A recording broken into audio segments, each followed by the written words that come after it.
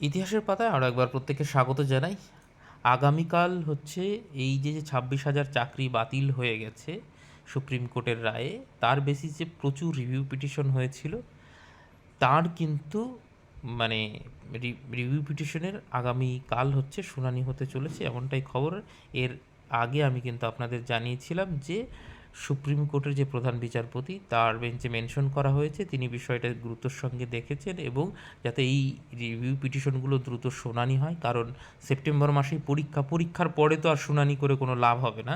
তো সেই জন্য জোর দেওয়া হয় এবং সুপ্রিম কোর্টের প্রধান বিচারপতি এটা গুরুত্ব সহকারে দেখেন এবং যাতে তাড়াতাড়ি এই মামলাগুলো বেঞ্চ পায় এবং সেটা শুনানি হয়, সে বিষয়ে কিন্তু দিয়েছেন। এই যে সেই দিনের নির্দেশ, যে আলটিমেটলি নির্দেশের পর কিন্তু জাস্টিস সঞ্জয় কুমারের বেঞ্চেই কিন্তু মামলাটা যায়। এবার সঞ্জয় কুমারের বেঞ্চের যাওয়ার পরেই কিন্তু অনেক চাকরিপ্রার্থী হতাশ হয়েছিলেন, কারণ উনি এবং আগেকার যিনি প্রধান বিচারপতি ছিলেন তিনি এই মামলাটা দেখেছিলেন এবং এই দীর্ঘ শুনানির পর কিন্তু 26,000 চাকরি বাতিল করেছিলেন।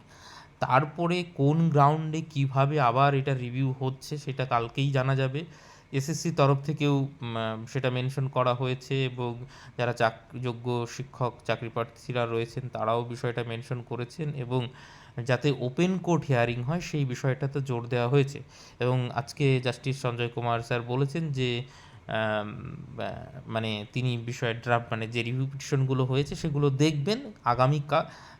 যেহেতু 1:30টার পর শুনানি রয়েছে, শুনানিটা কিন্তু ওপেন কোর্ট এখনই হচ্ছে না, আগে সেইটা যদি গ্রহণযোগ্য হয় তাহলে আগামীকালই গ্রহণযোগ্য হবে এবং ওপেন কোর্ট যদি জাস্টিস সঞ্জয় কুমার চান তাহলে হবে, আর যদি খারিজও হয়ে যেতে পারে, যে কোনো কিছুই হতে পারে। এবার কী হবে সেটা তো আগামীকালই জানা যাবে। কিন্তু আজকে কিছুটা হলেও পজিটিভ মানে মানে ভাব তার মধ্যে দিয়ে প্রকাশ পেয়েছে এবং তিনি যেহেতু মানে এতগুলো মানুষের জীবন এবং যদি স্ট্রং গ্রাউন্ড থাকে, নিশ্চয়ই কোনো ভুলভ্রান্তি যদি থেকে থাকে বা কোথাও মনে হয় জাস্টিস সঞ্জয় কুমার স্যারের বা আর ওনার সঙ্গে যিনি রয়েছেন তাদের যদি মনে হয় যে এইটা আবার শুনানির প্রয়োজন রয়েছে, তাহলে কিন্তু অবশ্যই হতে পারে, এমনটা নয় যে হতে পারে না। হ্যাঁ, রিভিউ পিটিশন মানে অ্যাকসেপ্ট হওয়ার সম্ভাবনা খুব কম হয়, কিন্তু এইটা যেহেতু অনেক বড় ইস্যু এবং যদি গ্রাউন্ড সত্যি মানে জোরালো হয়, এসএসসির তরফ থেকে যদি সেগ্রিগেশনের কোনো কিছু কি দিয়েছে সেটা তো এসএসসি জানে কি তার ড্রাফটে দিয়েছে, তো সেগ্রিগেশনের যদি সম্ভাবনা কোথাও একটু হলেও থেকে থাকে এবং এসএসসি একমাত্র সার্টিফাই করতে পারে কারা যোগ্য কারা অযোগ্য, অন্য কেউ করতে পারে না, কারণ চুরিটা হয়েছে এসএসসির ঘর থেকে।